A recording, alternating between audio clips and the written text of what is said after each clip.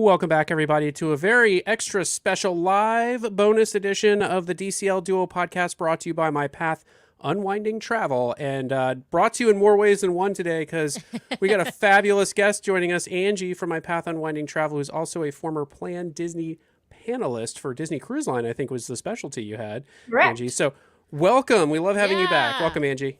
Thank you. It's great to be back talking with the two of you today. Some exciting news today, right? It is Christmas Day for Disney Cruise Line fans because it's 2025 itinerary release day. I always think of it as Coronation Day, actually. Like, open up the gates, right? Yeah. There you go. There you go. Well, we're here to chat all about Disney Cruise Line Summer 2025 itinerary release today.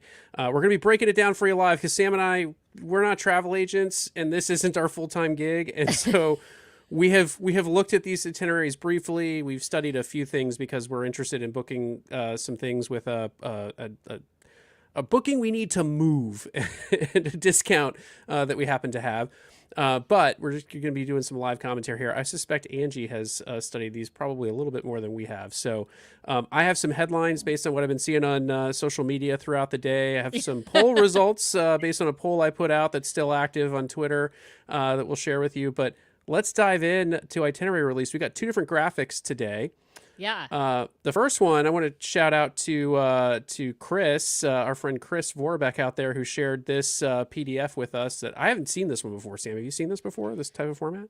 I don't remember seeing this one before. I do think it's super helpful to look at because it gives us an overview of where the ships are, like where in the world is, the wonder, where in the world is the magic, right? So it doesn't break it down with the minutia of all the itineraries and the port stops, but it does tell us like where in the world or what the general itinerary is for each ship, which is super nice. And it gives us a compare because it does give us some of the information. It's 2024 through 2025. So it's really helpful. It really highlights the thing that we predicted, right? Which was the fantasy going to Europe instead of the dream. I think that's the real big news from this, or I should say real confirmation finally, although we had that, I'd say confirmation we had on Monday from the that Instagram story that Disney Parks UK put out. So yeah, that was it was nice to know that my sleuthing panned out and that we were in fact right. Yeah.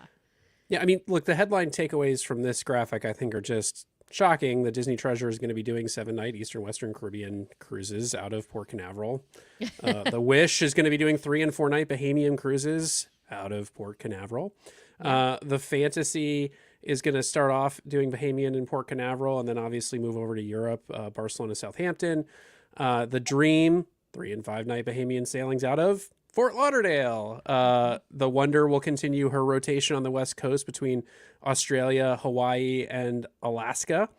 And the Magic with is San Diego mixed in there, of course. With some San Diego, thankfully. Love having her in San Diego.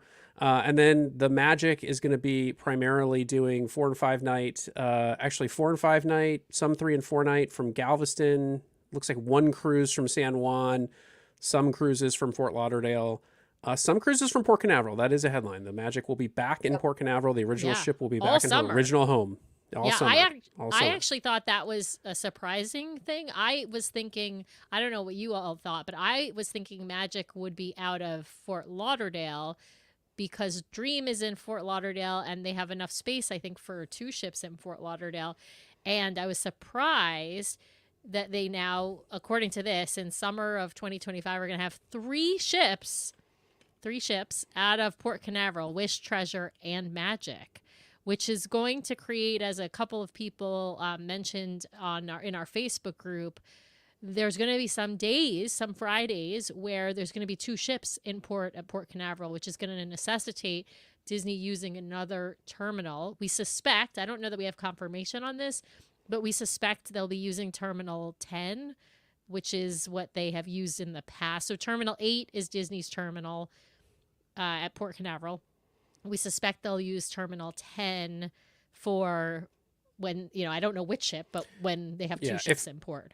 If you go back and you look at the intro video we roll before every show, that is video of the Fantasy sitting, I think, at Terminal 10 as we departed on the Wish, or I was back in pandemic times where we were on a Disney ship, filming a Disney ship, sitting at a terminal, not Disney Cruise Line. So that is where I'm suspecting that it will be sitting.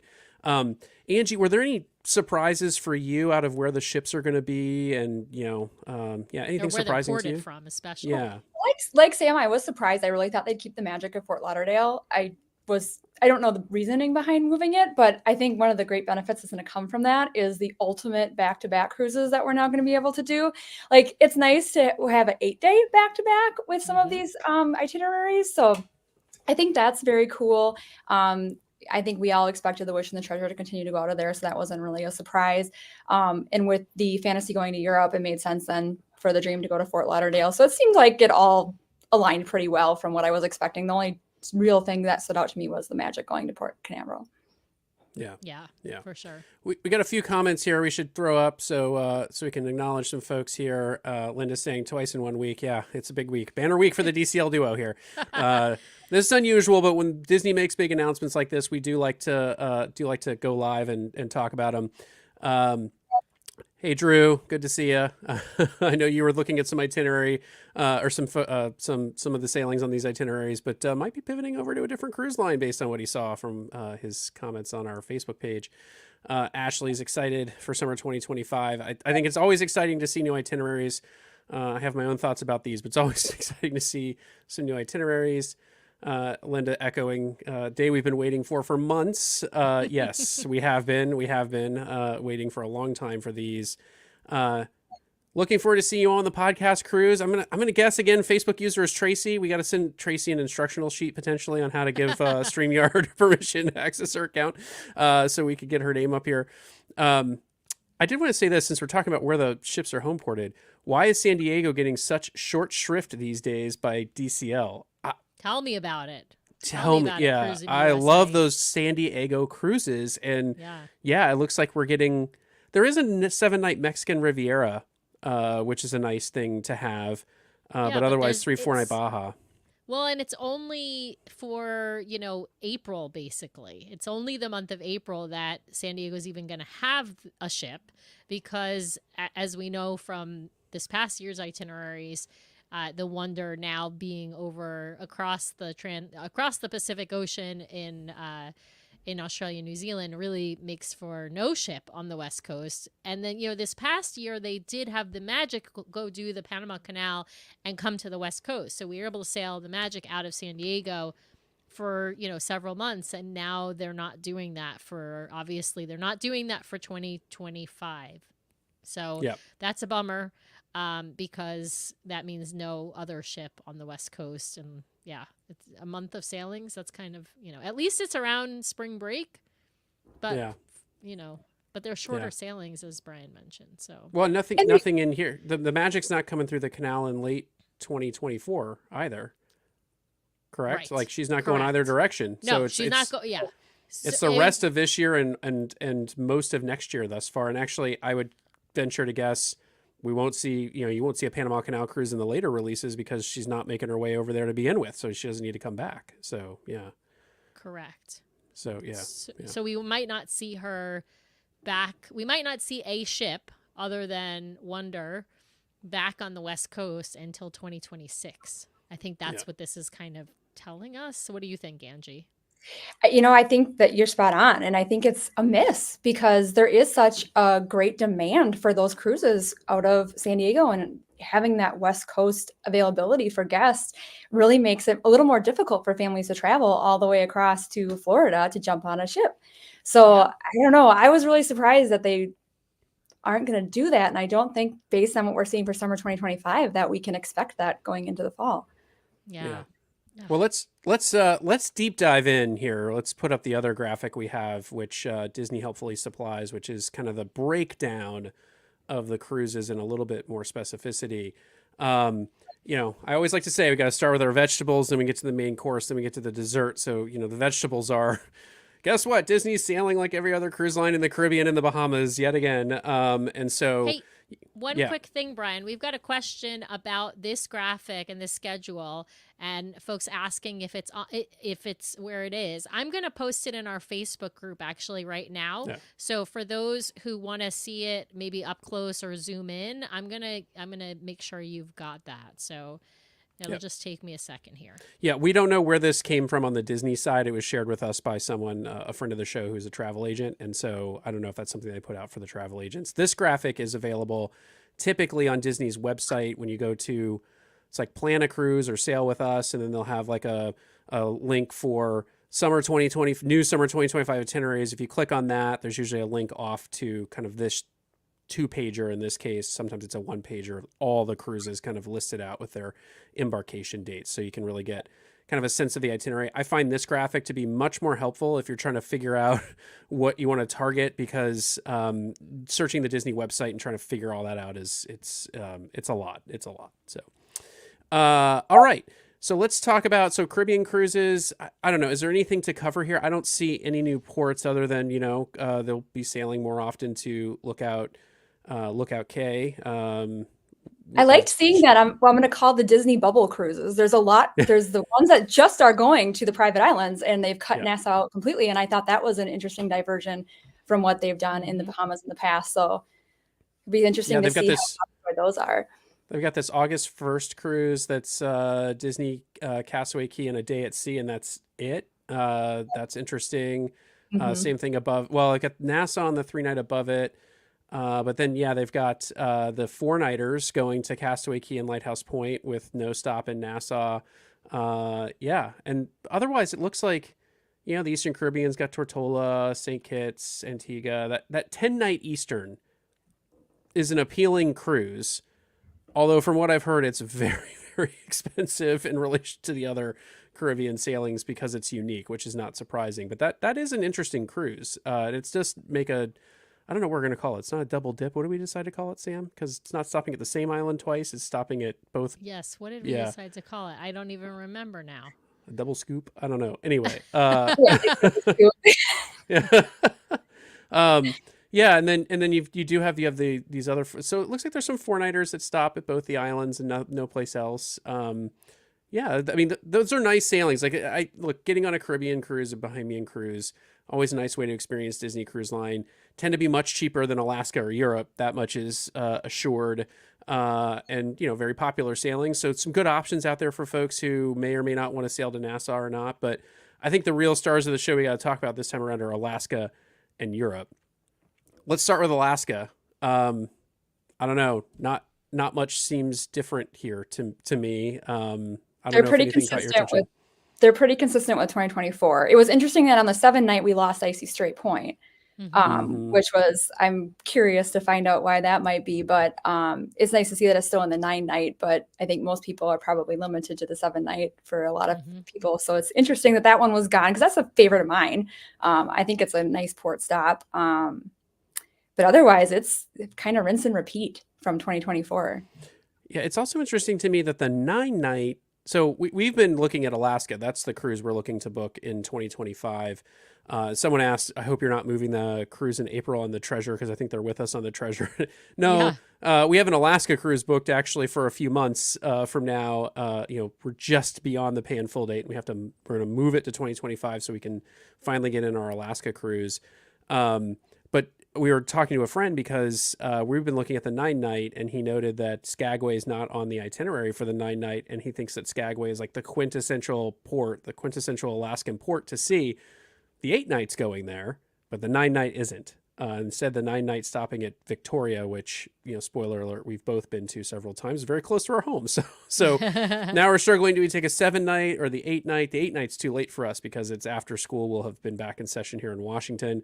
So not sure why that 9-night's dropping the Skagway stop. But otherwise, I agree. Rinse and repeat. I don't know, Sam, what's catching your... We got to book an Alaska cruise. What are you going to tell? What are you going to tell our fabulous travel agent to go after? I'm debating between the 9-night and one of the 7 nights, because I want to go to Skagway, and I keep hearing how great Skagway is, and so it's really hard for me because the 9-night doesn't include Skagway, right? It has Icy Strait Point, which I'm sure would be great. So yeah. Oh, it's a duo dip. Karen is saying. Sorry, a duo dip. There you go. Duo dip. That's Thank right. you, Karen. That's right. It was Karen's. I think it was Karen's idea, and I loved it. But anyway, so I feel like our initial plan, to be perfectly honest with everyone, our initial plan that Brian and I had was whatever the 9-night itinerary is in Alaska, that's what we're going to book. But now seeing it's not going to Skagway, and I really want to include Skagway, I actually think we need to look and decide if we want to do one of the 7-night itineraries. The 8-night itinerary that's offered is a no-go because it's like mid-September and Nathan's back in school, so that's not possible. So we're looking, the 9-night fits in our schedule. It's in July. So we would probably be looking at other sailings in either July or August at the 7 nights. Although it's tough for us personally because Nathan goes to sleepaway camp now, and so we would change. Get too late in July, and then suddenly he's no. This actually the 9-night conflicts with the sleepaway camp session that he's doing this year. But what we would do is we would just send him to a different sleepaway camp session. He wouldn't be able to do the 3-week session anyway. Yeah. That's logistics. We'll figure out once we settle on a cruise. But anyway, I want to I'm debating now between the 7-night and the 9-night. So we've got to look at the 7 nights to figure out it. Do we want to give up the extra 2 nights on board in order to go to Skagway? Is that trade-off worth it? And so I don't know because I haven't ever been to Alaska. So what do I know? Anyway, so I'm gonna re-listen to the episode that we did with Ashley on Alaska. I'm gonna re-listen to the episode we did with Willie on Alaska. I think we've got another one. I can't remember who it was with, but we have a few episodes on Alaska. But I gotta listen. Let's get Angie's recommendation. Angie, what would you do? Yes, what would you do Angie, if this were you? What would you do between the two? If it were me, I would do the 9-night because as much as I can be, It's I know longer. It's longer. I like to be on board longer, but I will say Skagway is fantastic. So there is something to be considered about really feeling Alaska. Plus, I don't care about going to Victoria. So that's the other part that's on. And the 9-night, Victoria's a beautiful city. So no, this is no insult to Victoria, but I've been to Victoria and it's only a few hours away. So I don't need to go to Victoria on a Disney cruise. So Ashley says you don't need to listen to her episode. She says go to Skagway. So yeah, because I know Ashley did a 7-night itinerary, and that's part of Anyway, yeah, if you cruise enough, 2 nights won't kill you. Go to Skagway. Yeah. Book a different cruise. Take one of the duo dip cruises later on in the summer, and then make up for it later on. I like that idea. I like that. Plus, we could actually. So Nathan is definitely coming to Alaska with us, and I want to. If we book a different Alaskan cruise, like one later in July or in August, then we can send him to the same summer camp session that he normally goes to, and then it won't be all right. See, I'm going to cut you off. Anyway, it's not group therapy here for us. I know. People, tell me what I should do. Yeah, we gotta figure this out on our own. I did want to throw up this comment really fast just to answer it, which was I'm still holding. Nope, that's the wrong comment. We'll come back to that one. It was where will the new megaship, the Adventure, be positioned once it sets sail? Any ideas? Disney actually announced that it will be positioned in Singapore. So its home port will be in Singapore. We don't have additional details on the Adventure yet, although we are all anticipating we have no idea we will where hear it's going to actually sail, like what port stops it will make. There's literally no information out on that yet. Although Europe may give us some idea because Europe seems to be following the trend from Australia and the UK staycation cruises this time around. So if Disney starts holding true to what they're doing with the European season, I'm going to venture a guess that those cruises are going to be 4 or 5 night sailings, primarily aimed at the local market. And so, take a look today where some of those cruise lines sail, from Singapore, and that's probably what Disney is going to be mimicking. We are expecting some more announcements about the Adventure here, hopefully soon, maybe at D23, but probably not itineraries for a while longer. More like what's the Atrium character and the Stern character and, all of that sort of stuff going to be. Mm-hmm. But let's shift over. We got to talk about Europe and the Med. Transatlantic cruise exists. It's a thing. So that's good to hear. Actually, that itinerary is awesome. I have to pull it. I'm going to pull it up on paper because I can't really see it on the screen because it's just too small on my screen. But it is it starts it from Port Canaveral. So there the few other transatlantics that they've done. I feel like lately they go from either Miami or New York or to, and depending upon, where they are right before. But this one is going from Port Canaveral. So for folks from Florida, like our friends who know who they are, they're going to be taking this transatlantic right from their hometown, and it goes to Castaway Key. So like that's amazing. And then of course it goes to the Azores and then Lisbon and Cadiz. So it's like I think that's a great itinerary. You've got, it's a lot of days at sea, and they're going to be like consecutive days at sea, and then you're going to have those like 3 quick port stops at the very end. But that sounds awesome. You get like your beach day, and then you get to go over to Europe, and I don't know. That's amazing. If we can't possibly make that work because of school, but I Yeah. would love that. Yeah. Yeah. My overview of the European season, and then I want Angie to just go to town and tell us what we should be focused on here. The Western Europe cruises, man, those are not really inspiring me. They have shortened a ton of that. They're 3-night, 4-night, 5-night. There's only a lot of short ones. There's only 2 7-night sailings in Western Europe. One is going to Spain and Portugal, and the other is doing kind of the British Isles cruise that we've seen before. It really feels to me like a return to that staycation model that they had in the UK to get the locals back on board, which at the end of the show, we'll talk about pricing and then when you can book these, but I'm a little worried locals could be like, I can't spend that kind of money on even a 3 or 4 night cruise. Northern Europe, that's where they have 1 7-night and 1 8-night. The Northern Europe, that's going to Belgium, Netherlands, Sweden, Norway, and then an 8-night that's doing really the Norwegian Fjords cruise, which looks amazing, by the way. That Norwegian Fjords cruise absolutely catches my attention. And then for the med cruises, you've got 1, 2, 3, 4. You've got 4, 5, 6, 7-night sailings, a 9-night, a 12-night, and then a 5-night. So their longer sailings are in the med. Western Europe, much shorter cruises this time around, and some unique itineraries in Northern Europe from my point of view. But Angie, what catches your attention? And I'm going to scan here to see if I see any new ports in Europe. I don't think it's a new port, but it wasn't offered in 2024, was Toulon, France, which caught my attention because I don't know if anybody's also the National Treasure fan, but there's a whole Templar segment in that town. And if you ever wanted to do something like very different from a port perspective, they do have this really cool Treasure of the Templar port adventure in there where they actually give you a puzzle and you go through looking for the treasure. They dress the kids up as Templar knights. It's just kind of a cool thing. So seeing that one on there kind of was interesting to me, just because it was something that I haven't seen very frequently on their itineraries and not one that I had personally experienced. I think that cruise going in May 17th and 24th is kind of one that's interesting just because it offers something a little bit different. It also goes into Rome from Barcelona, which I'm not a huge fan of because I like Rome being where you start versus a port. Because there's so much time back far away. Yeah. So for me, I don't love Rome as a port. So that was the only downside of that 7-night med that was there. I'm also a big fan of the 12-night because I like that you have a little bit of Italy, you got Malta in there, you got the Greek Isles.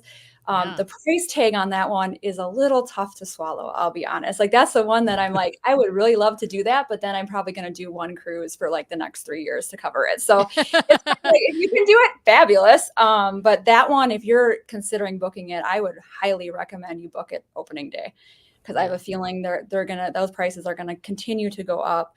But it is a really great itinerary. I mean, they've got some great stops in Greece. Nothing that's necessarily new for Disney Cruise Line, but there's something to offer in each of them that I think is really a nice package that they put together for that 12-night. I'm with you. The Norwegian Fjords is the one that I want to do. I'm trying to talk my son into doing it. It's his senior year next year. He gets to pick our trip. So I'm trying to gently persuade him to do the Norwegian Fjords because I like that there are some new ports on that one this year. Are they making it further north? Because Stavanger, we recognize that's the southernmost city that they visited when we were on the cruise. Nordfjordeid, Sam, that was the northernmost city we visited before we started coming back down to Eidfjordeid, and No, it wasn't. It was No, we Nordfjordeid, went then one. Eidfjordeid. Yeah. Yeah. I'm trying to remember the name of the city that we visited that was all the way north. Ålesund. Ålesund. So they're not stopping at Ålesund, which I thought was a gorgeous, gorgeous city. Yeah, and but they're I don't going to know where. Ålesund this year, I'm pretty sure, in Yeah. 2024. Yeah. I'm surprised to see them going back to Nordfjordeid because the Fantasy, that's a big ship. And Nordfjordeid was not a big city, as I recall. It's bigger than It wasn't, but Eidfjord. Ålesund was smaller. Ålesund was tiny, tiny, tiny. So it's good they're not going there. No, no, no. on the- with the- No, no. I'm thinking of Ålesund, the one that was out on the point, though, that we walked up to the top of the hill and took photos down, Yes. and you got the gorgeous sea. Ålesund was Oh, much you're right. bigger than that was bigger Nordfjordeid than- and Eidfjordeid. Yeah, Yeah, that's right. But I It don't wasn't know big, where. though. I don't know where Kristiansand, Norway is or Haugesund, Norway. And I'm wondering if they're finally making it maybe just a little further north. Because Yeah, I that don't was know. one of the complaints on our cruises. We didn't quite get far enough north to be like, oh, we're in the Arctic Circle and, that sort of thing. So I Yeah, don't makes know. it more likely you get to see the northern lights. Lights. There actually were folks on our cruise who stayed up until God knows how late in the or early hours of the morning to see the northern lights, but at the time you couldn't actually see it with your naked eye. So you actually they were just taking pictures, and then you could see the northern lights in their pictures, which was cool, but I can look at that on Facebook. I don't need to stay up till 2 a.m. or 3 a.m. to do I that. highly recommend it, Angie. If you haven't done it, get your son to do it. So It's good. oh, Such so a great. good. We loved the So fjords. good. Yeah, we loved the fjords. Yeah. Yeah, but I think your point is right though about these like three. There's a bunch of like. There's a 3-night, a 3-night, a 4-night, a 4-night, a 5-night, a 5-night. I don't know. I can't imagine going all the way over to Europe and then just doing like a 3-night cruise or a 4-night or even a 5-night cruise seems kind of short because you only get 3 ports on most of the 5 nights. You get 4 ports, I think, on one of them. Yeah, on the one that's July 19th. But that seems kind of short. I mean, they are certainly a 5-night, certainly more affordable than, let's say, the 7-night, the 9-night, or the 12-night, as Angie pointed out. That's a really hard to swallow price tag. But I don't know if you go. I mean, obviously, you wouldn't just do the cruise then. I mean, you'd have to do I would imagine if you did a 5-night in Europe on Disney Cruise Line, then you would back it up with doing some land-based trips, whether that's ABD or on your own kind of a thing. So yeah, I guess Ashley's saying she's doing a DCL add-on to their first time in the UK. That's a smart way to do it. I mean, Well, if you're going to go over, That's actually one thing I then heard today online. I heard consistently there was a pretty growing voice of people saying I don't mind the 4 or 5-night sailings in Europe because it means I can do what I want to do, which is I want to go over. I want to do a land-based vacation for a little bit, maybe add on an Adventures by Disney, take a short cruise, maybe spend some from time if Southampton. if it's not a closed loop cruise, maybe spend some time where the cruise ship ends. Like I think there was a group of people sort of saying like, seeing it by cruise purely means I don't get kind of the full experience I want to have. So this opens the possibility for me to go, which I thought was a really interesting way to look at it. I think we're seeing it as a drawback, but that's because you and I like to go to Europe for like weeks at a time. Most people are going That's to go true. over for maybe a week or 10 days. So yeah. That's Yeah. a good point. And a lot of these are from Southampton, which is only a couple hours from London, so if you're going to spend time in London or spend time in other parts of the UK, that's probably pretty easy. Or if you're going to pop over and go to Disneyland Paris, right? You can take the train. That's what I was going to say. I would channel it over to Disneyland Paris in a heartbeat after one of these cruises. And, you could make it that whole trip. You can do an ABD add-on, you can do the cruise, and you can do Disneyland Paris if that's truly what you want to do, but then make some time to see everything else that's there as well is really worthwhile. I think a lot of these, though, are probably to what you said, Brian, earlier, where it's trying to appeal to the locals. So your European cruisers that might just want to experience Disney Cruise Line versus people that are going over there specifically for a Disney cruise. Yeah. Yeah, that's a really great point because a 3-night from Southampton to France or to Belgium might be with only one stop, or in Spain with only one stop is probably more attractive to somebody from the UK, for example, who's a Disney fan and wants to try out Disney Cruise Line but doesn't want to maybe spend the price tag of a 7-night Northern Europe cruise or a 7-night Med cruise. So yeah. So Angie, you're getting a special shout out here, so we'll throw it up. Angie, love to see you here. Hugs Julie, from your yeah. Plan Disney Julie. So Hi, Julie. Hi, Julie. Thanks for watching, Julie. We love Plan Disney. We love all the Plan Disney alums as well. And by the way, for those who are watching, if you want, you can still sail with Angie and other alumni from Plan Disney through My Path Unwinding Travel. So reach out. There are still some spots available, and they've actually got significant discounts from what Disney is currently selling that cruise for. So reach out to I want to sail with Angie. mypathunwinding.com/DCL0. I want to sail with Angie. Can I skip the podcast cruise and sail with Angie instead, Sam? No, honey. Or you could do both. We could do both, but we can't afford to do both, Angie. I was hoping to cruise with you guys because your cruise is leaving on my birthday. So I was trying to talk my husband into letting me because I was the same way. I had to pick one or the other. And obviously, I'm going to sail in July with my Plan Disney family. But there was a lot of excitement today because today was our advanced booking window for our concierge cruise. So we got our cabanas today and all of that. So it's been an exciting day in the Gargaro household trying to get all this wrapped our head around all these vacations and the new itineraries. Next milestone is Mickey Mail. Mickey Mail is the next milestone. I know, that's right. We're saving our pennies for Alaska, Angie. So we, between the podcast cruise and the DVC charter right before, and then Alaska the following year, we can't go on any more cruises. That's perfection, though. I love Drew's comment. I don't know if I can butt in here, but I was really, really hoping to see Iceland on this release. And they're doing it this year. They're doing it in 2024, right? There's like a long Iceland. It's actually like a fjords and Iceland kind of mix, right? Oh, that one looks amazing, but I can't believe they're not doing it in 25. Yeah. What's up, Disney Cruise Line? What's up? Are you watching? If you're watching, what's up with that? Why are you not going to Iceland? Angie, here's a question for you. I don't know if you know the answer to this. We haven't sailed the Med, so we haven't experienced this. But Linda's asking, since they aren't stopping at, and I'm going to butcher this, Heraclean in 2025, only Shania or Sinai, I'm butchering it. Is it likely they will offer a port adventure to Knossos, or is it just too far away? I don't know. I don't know if you know enough about the Med. I don't know enough about that specific location to say if it's too far or not. I'd have to take a look at the actual port adventures and see if they're offering something. And it would depend on how far away it is and how much time you want to invest in that for sure. So I'd have to take a look, but I would imagine if they could, they're going to. It's just going to be a matter of how much time are they in that port too. Well, and it might be like Rome, right? Where you are going to, I'm going to butcher this name, but Civitavecchia. And then you have like I know that's the wrong way, but it's like close enough. Okay. That's pretty good. Closer than I get with my Kentucky accent here. Yeah. But it's like a 2 hours, or actually it might even be like Le Havre to Paris, right? It's like several hours on a bus, right? So, but they did that. Yeah, they did that. I was going to say, they did that one to Paris. It was like 4 hours on a bus, get off, see the Eiffel Tower, wander around for 30 minutes and then head back. Yeah. I mean, but some people want to do that if that's the only time they might otherwise, get to Paris, right? So it really is, how do you want to spend your vacation?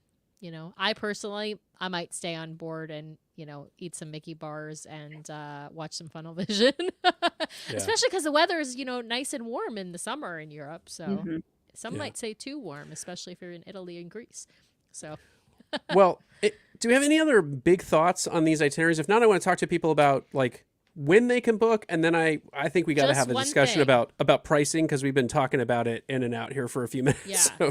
So the one thing that I would say is, right now, based on, this is all fantasy that we've got up on the screen, the Med and the Western Europe and Northern Europe and transatlantic.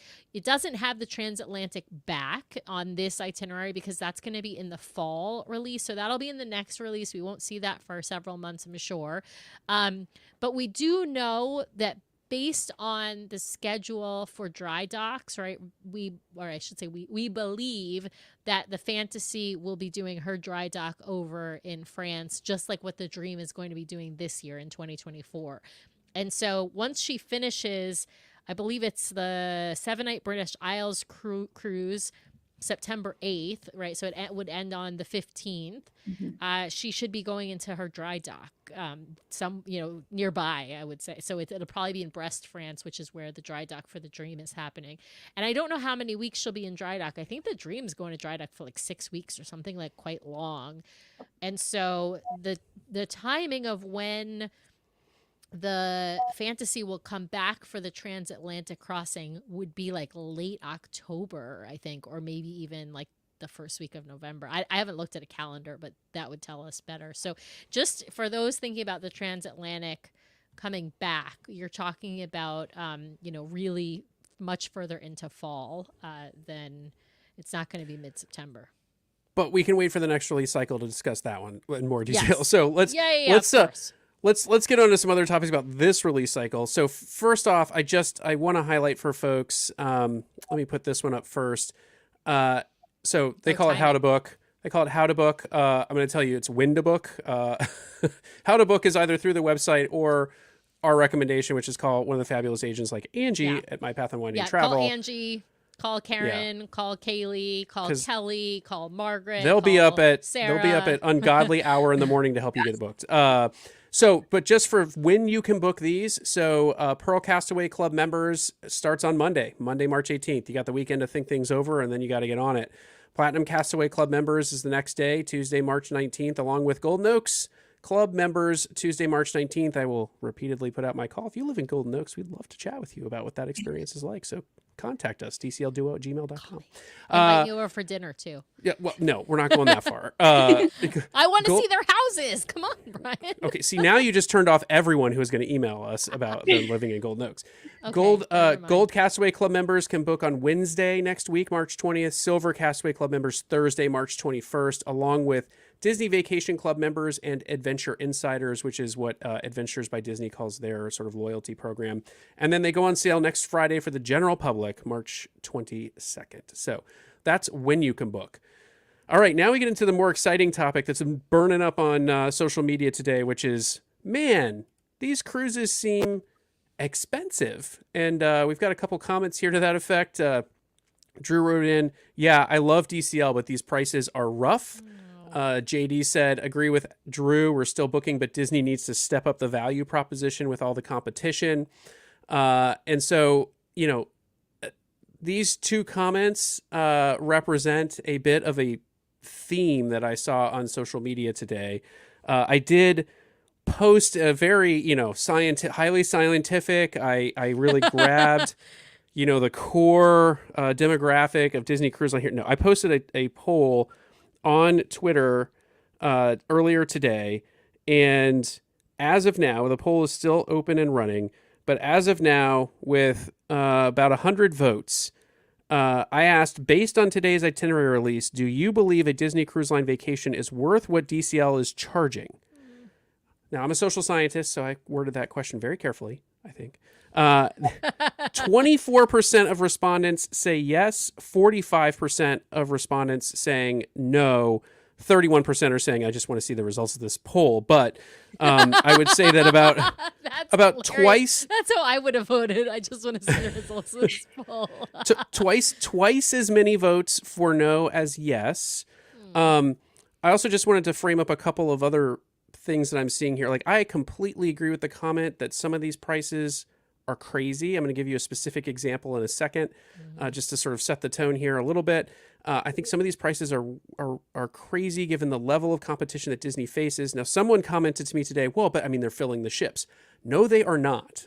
Because if you go look at the Treasure inaugural season, there is still plenty of availability on that ship. In fact, you can still book a veranda stateroom on the maiden voyage if you want. And that's mind-boggling to me, because the Wish was gone within days. Yeah, within less than a week, she was fit. Yeah. She was full. So the example I've been using, we've talked on the show before. We had an example where we're sailing in April for spring break. We had booked the Disney Fantasy in a one-bedroom concierge stateroom, and the price was, I was like floored by it. We paid the deposit, but then I went and looked at Royal a few months later, and very similar kind of stateroom in their suite class was half the price. And even after us buying drink packages and other things, we're still all in like easily half the price of Disney for the exact same week, the exact same sailing. It is a larger ship. I mean, it's the Oasis of the Seas. The Fantasy is smaller. The other example I want to give is we've been talking about Alaska. like 2 years ago, Sam, I think it was, we first put a deposit down on Alaska. Maybe it was 3 years ago, but I think it was 2 years ago. And we decided we were going to splurge because it'd be Sam, Nathan, myself, Sam's mom. And we wanted to get, enough room for everyone to have space. And I decided, let's go for it. We're booking the Roy Disney Suite. Well, I'm going to say I was against booking the. She was not in on that decision, and I was not in on that decision. I faced the consequences. But so we have that, booked right now, and we're going to move it forward. We've moved it forward a couple times. I looked at the pricing today. The pricing for a base concierge stateroom on the 9-night Alaska sailing is what we were going to pay to sail in the Roy Disney Suite on the Wonder at the time. For 4 people. This is for 4 people. And I don't want to make this all about concierge. A friend of ours wrote in and did some math, and this is back of the napkin, but prices for regular staterooms on Disney Cruise Line for the summer season have gone up about 20% in the last 2 years, and concierge is up 35% over the last 2 years. I don't know how that's a winning business strategy. But look at this comment on Facebook.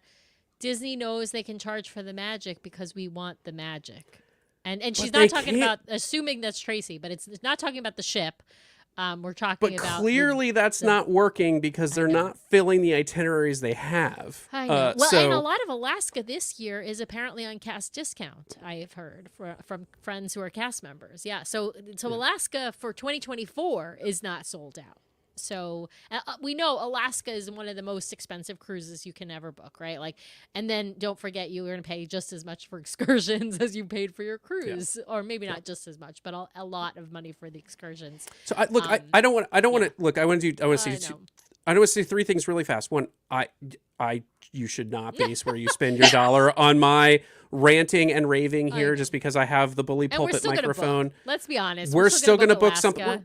Yes, but here's the rub for us. We're definitely going to book something, but it's because we already have a significant amount of money tied up in an existing reservation. We have a deposit.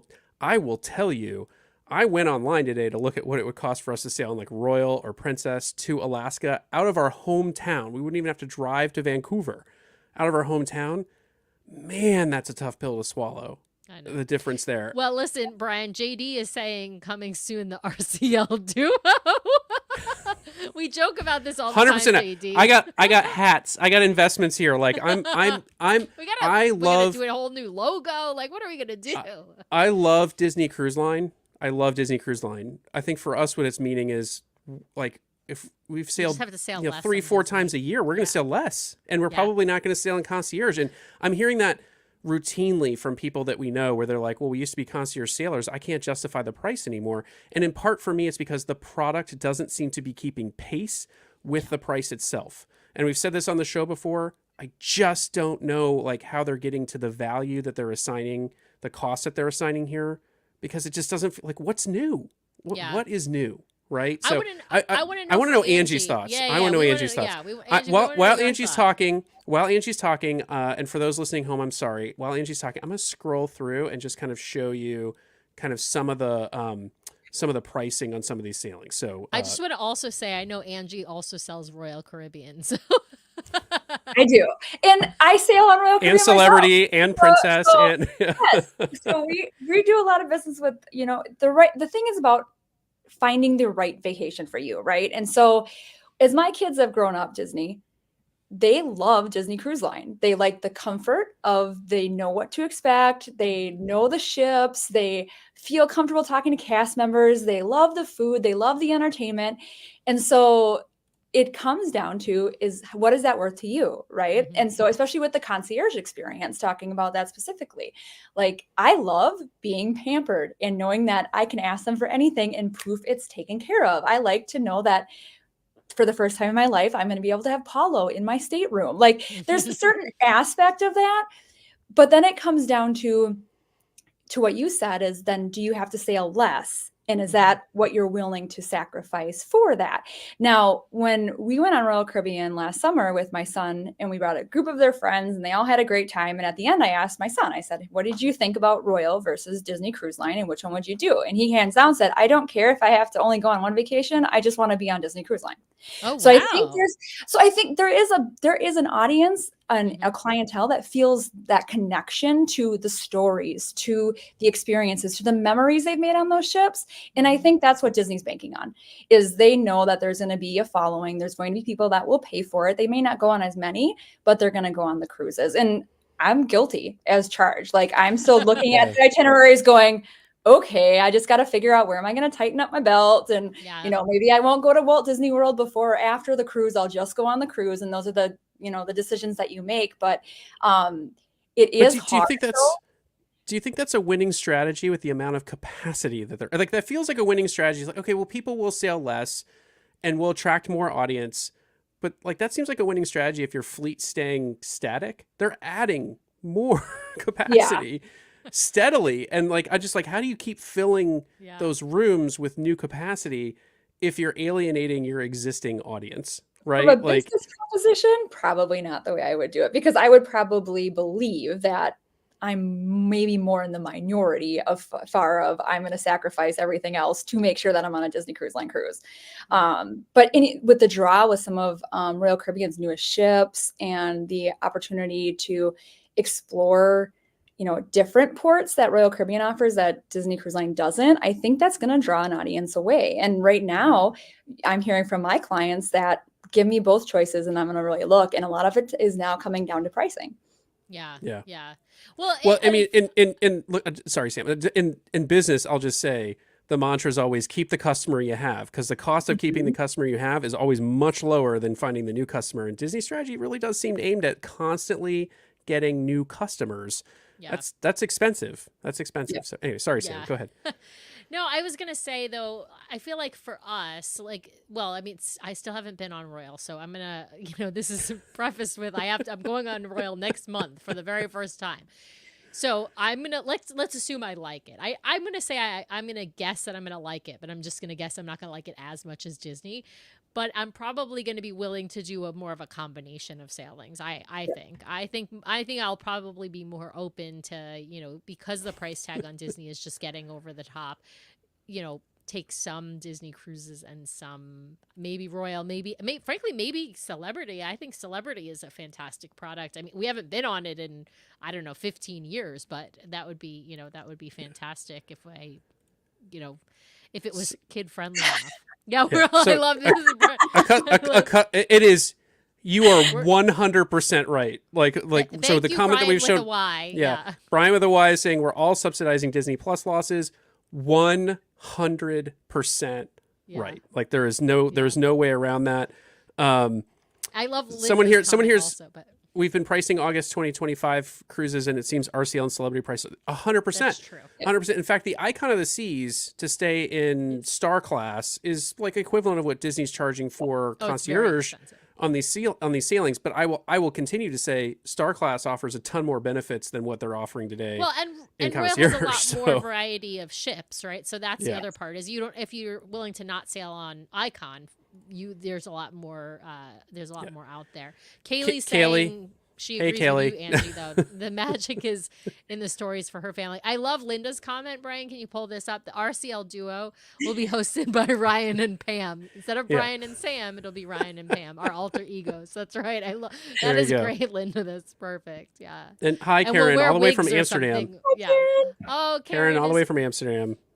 She is doing a very cool river cruise summit. I don't know. She's going to see like a million different river cruise ships and looking at several different brands. We're hoping to have her on. We're hoping to have her on live to talk about all the river cruising options out there. And P.S. We've been toying around with what podcast cruise too, river cruise in Europe. So there you go. 2026. That one. 2026. Yeah, 2026. Start planning summer 2026. Yeah. So. No conflicts this time yet. No, I was kidding. No, I'll pencil it in this time. All right. Well, I think, we've set our piece on the pricing. It is what it is. You should, look, everyone assesses value differently. for us, I think Disney's hitting a point, especially the concierge product is hitting a point where I'm just not convinced the value is there for us and our family any longer. And so, we may be sailing Disney just, kind of back in the standard categories of staterooms, and that's fine. I think Can I just say that if anyone is booking that 10-night Eastern Caribbean on the yes, we want to hear from Magic, you. we want to hear from you because Yeah. that. I also want to hear from the Norway anyone who books that Norway cruise. Yeah. I want to hear from you because I'd love to hear how that itinerary has evolved since we took it, because I still would love to go back to Norway at some point. So yeah. Well, and I will say some of these Caribbean itineraries are doing, as we mentioned, the duo dip. I mean, those to me are the worthwhile itineraries. If you don't want to travel over to Europe or Alaska or whatever, there is a bunch of great itineraries with the duo dip. Let's find out how fully complete Lighthouse Point is before we start recommending those. Because if it's build your own adventure kind of thing, then I would say go to Nassau instead. But yeah. I was all excited when the pictures came up, and then I was like, it's still looking a little bare. Let's get a little life into it here. Yeah. There you go. Matt's saying he's going to be booking an Alaska cruise. We're right there with you. We just got to pick which one. JD is just highlighting for any Disney execs in the room. Take note. Don't worry. Listen, they haven't taken a note yet. They're not going to take a note now. They're probably not watching, but if they are watching, they're not listening. They don't actually take our advice ever. So yeah. And then one last question I just want to make sure to address here is the Wi-Fi and the Treasure going to be better than the Wonder? We went on a Wonder cruise last year and I couldn't answer work. So they have upgraded Wi-Fi fleet-wide. The Treasure will obviously be the last to be upgraded. Yeah, Wonder was the last one to get the upgrades. The Treasure will come with the newest Wi-Fi. I will say it does depend on where you're sailing. The signal strength and all that sort of stuff, because it's satellite-based Wi-Fi. So in more extreme regions, like especially Alaska and Northern Europe, I think it gets a little iffy, but it should be fine if you're sailing the Caribbean. Yeah, it should be fine if you're sailing the Caribbean. You should have great Wi-Fi. The Wish has had really great Wi-Fi. We were able to record with Karen when she was on the preview cruise for the Wish while she was I think at Castaway docked, and she was on the ship's Wi-Fi because there was no good Wi-Fi on land at that point. So yeah, the Wi-Fi has actually been really good post updates, and like Brian said, there is some depending on where you are. So Treasure should have, I mean, maybe not as good as Starlink on some of the other cruise brands, but it should have certainly sufficient Wi-Fi to send and get emails. It will, streaming is the only thing that is harder, I would say. Yeah, there was some news recently about a cruise line that's actually they're doing overlapping Starlink and another provider in order to really just fill in all the gaps and be super fast. So I think it might have been Princess or Norwegian, somebody. So look, the Wi-Fi is getting better and better on these ships. Disney's always just a little bit behind on their technology. So it's a thing. But yeah. But they have Mickey, so yeah. Yeah, he also does the tech. He also does the tech support. He also does the tech. Sorry, Goofy does the tech support. Goofy does the tech support for sure. That's right. There you go. Well, all right. Well, the ship. All right. I think we should leave it there. I think we've beaten this topic to death. Angie, just super appreciate you coming on. You want to let folks know where they can reach out to you directly if they are interested in booking one of the. If we haven't completely turned off all of our viewers and listeners of booking a Disney Cruise Line vacation, which would be hilarious because we are the DCL duo. But yes, go ahead, Angie. So I'm available at Angie G at mypathunwinding.com. I also have a Facebook page, Angie G at My Path Unwinding. So certainly take a look. I'm happy to help you. Anybody here at My Path Unwinding our team is amazing. We have a request form that you can fill out as well to get on our list for priority booking next week. And we're happy to help get you set up. All right. And thank you so much. And I still want to cruise on it. So we're good. Disney is Thank you, Angie, for coming on. Thank you, all of you out there, for watching. Again, special live edition. We will be back live on Monday night for our regular slot. Again, with Wes, the DCL dude. Can't wait to have him on the show. So thanks, everybody out there, for watching. We'll see you next time. See ya. Bye.